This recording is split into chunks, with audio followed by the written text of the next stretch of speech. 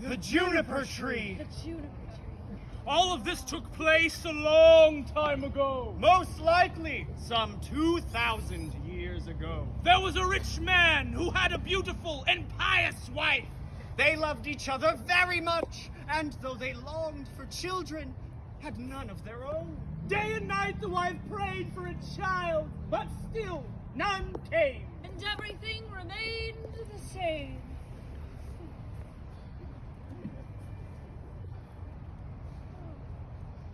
In front of their house stood a juniper tree. On a winter's day, the wife was sitting under the tree, peeling an apple. She cut her finger, and blood dripped onto the snow. She said, If only I had a child as red as blood and as white as snow. Sounds familiar, doesn't it? But there are reasons why Snow White became so popular, whereas the juniper tree, yeah, not so much. You'll see. Sorry. After a month, the snow vanished. After 2 months, everything turned green. After 3 months, the flowers sprouted from the ground. After 4 months, all of the trees began to grow, and their branches became intertwined. The birds began to sing, and their songs resounded throughout the forest as blossoms fell from the trees. After the 5th month, when the wife stood under the juniper tree, it smelled so sweet that her heart was filled with joy, and she fell to her knees with happiness.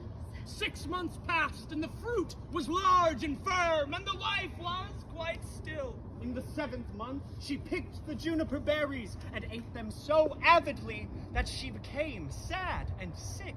After the 8th month passed, she called her husband to her and wept. If I die, bury me under the juniper tree. After that, she was quite content until after the 9th month passed. Then she had a child. A boy who was as white as snow and as red as blood. Do you want to go see? Okay, fine. When she saw the baby, she was so delighted, she died. Of delight. Oh, don't worry, there will be another lady for you to play in just a moment. Yes, the first wife was buried as she wished, under the juniper tree. The man was distraught for quite a while, but eventually he took another wife. Wow! You look so much like my first wife. With his second wife, they had a daughter. They named her Marlene! Every time the second wife looked at her daughter Marlene, she was filled with love. And every time she looked at the little boy, her heart was cut to the quick. She couldn't stop thinking about how the little boy stood in the way of her daughter inheriting everything. Because you know I left everything to my firstborn son. The queen who never was. Oh. Thus the devil took hold of the woman, and she became quite cruel to the boy, pushing him from one place to another, slapping him here, cuffing his ears there. But all of that was just the beginning. One day, the devil prompted her to take an apple and put it in a trunk. Sometime later, the boy returned home, and the mother said, Would you like an apple, my son? And he said, My, how ferocious you look. But yes, give me an apple. This is like in movies when people go to explore scary noises alone in the dark in the street where you just know it's not gonna happen. The woman lifted the lid of the trunk and said, Come over here, take it out yourself. when the boy leaned over the opening of the chest, the devil made her slam the lid down so hard, it chopped off his head. and the woman was struck by fear and thought, Well, how am I gonna get out of this one? She fetched a kerchief and put the boy's head back on his neck, then tied the kerchief around it so that nothing could be seen. Then she put the apple in the boy's hand and went into the kitchen and just sat in front of the fire stirring a boiling pot of water. Sometime later, Marlene came home and said, Mother, brother's just standing around, and he looks really pale, and he's holding an apple, and I said to give me the apple, but he won't answer me. Go to him, and if he doesn't say anything, give him a smack upside the head. Okay, I know you guys probably said box him on the ear, but I thought I'd modernize it. Excellent. Wunderbar. Well, we should try to be more modern as well. Well, little Marlene was like, give me that apple from her brother, and, well, he said... No, you guessed it. When he didn't answer, she boxed his ears. She smacked him upside the head, causing his head to fly through the air and land on the floor, having previously been severed off in the trunk by the mother. I told you it was gruesome, gross. Totally grody. But don't worry, it gets better. Or, worse, depending on how you look at things. Little Marlene wept and said, I've knocked my poor brother's head off. She wept and could not be comforted. The mother said, Marlene, what have you done? You're not to tell anyone about this. We don't want them to find out what you did. And besides, well, there's nothing to do about it now, so... We'll chop him up and make a stew out of him. I mean... Grody to the max. Anyway, so chop, chop, chop. The mother makes a stew out of the little boy. Oh, and Marlene stands over the pot and cries so many salty tears that there is no salt needed for the stew. Yay! Later, the father returns home. He said, Where is my son? and the wife was just like, I went to the country to visit his mother's great uncle, and he intends to stay there. What's he going to do out there? He didn't even say goodbye. He wanted to go very badly, and he asked me if he could stay for 6 weeks.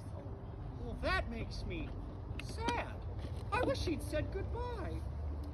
Whoa! Hey, wife! This stew is great! Marlene was totally like, What are you crying for? Your brother will come home soon. Man, this is good stew. I'm not going to share it with you. I feel somehow as if it is entirely mine. and he ate every bit and threw the bones under the table. Marlene went to her room, and she gathered her best silk scarf. She found the bones of her brother and put them in the scarf. Then she went outside and wept bitter tears. She placed the bones underneath the juniper tree. The juniper tree began to move. Smoke began to come out of the tree, and suddenly there emerged a beautiful bird. It flew higher and higher and soared out of sight. Marlene watched the bird and somehow felt that her brother was with her again. But still, she mourned. Meanwhile, the bird landed on the goldsmith's house and sang. My mother, she killed me. My father, he ate me. What a lovely bird, that's me. The goldsmith was sitting in his shop when he heard the bird's song. He came out and commented on its beauty, asking the bird to sing it again. But the bird said, Dude, I don't sing for free. Modern, yes? and the goldsmith gave him a beautiful golden chain he had been working on. The bird flew off to a shoemaker and landed on his roof singing, My sister Marlene made sure to see that my bones were all gathered in silk. Tweet, tweet, what a lovely bird, that's me. sing it again! Dude, I don't sing for free. And the shoemaker gave him a pair of beautiful red shoes. The bird went on to the miller, where he and 20 of his men were hewing a stone. My bones were all gathered in silk and placed beneath the juniper tree. A tweet, tweet, what a lovely bird, that's me. And Miller said, Hey, why don't you sing that again? There are 20 of us here, and it'd be great exposure for your careers. Dude, I don't sing for free. So the miller and his men agreed to lift the millstone up to the bird as payment for the song. And the bird was so strong that it just hung the millstone around its neck like a super cool, very heavy collar. Finally, the bird flew back to its old home. The father, Marlene, and the wife were sitting together. The father felt very happy, but the wife said, I feel sick, as if a storm is about to erupt. My teeth are chattering, and I feel as though fire is running through my veins. Meanwhile, Marlene was still just like... The bird landed on the juniper tree and began to sing. My mother, she killed me. My father, he ate me. Tweet, tweet, what a lovely bird, that's me. the father said, What a lovely song. I must go outside and see it up close. The bird threw the gold chain and it landed perfectly around his neck. Will you look at that? And Marlene thought maybe she'd feel better if she went outside too. When she did, she saw the bird and heard it singing. My sister Marlene made sure to see that my bones were all gathered in silk. Tweet, tweet, what a lovely bird, that's me. The bird threw her the red shoes, which she put on and instantly felt merry again. She skipped and danced back inside. And no, we did not steal the whole red shoes thing from Hans Christian Andersen. The wife, however, still felt terrified. She thought she would feel better if she went out of the house as well. But when she did, she heard the bird sing. Everybody now! My mother, she killed me. My father, he ate me. My sister Marlene made sure to see that my bones were all gathered in silk and placed beneath the juniper tree. Oh, tweet, tweet, what a lovely bird, that's me. And then the bird threw the millstone down onto the woman, crushing her to death. The bird flew to the millstone. Smoke, flames, and fire rose from the spot, and when they cleared, there stood the brother.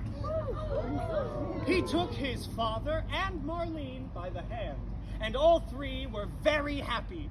They went into the house, sat at the table, and ate. But not stew. No, they went vegan after all that. Very modern. The end.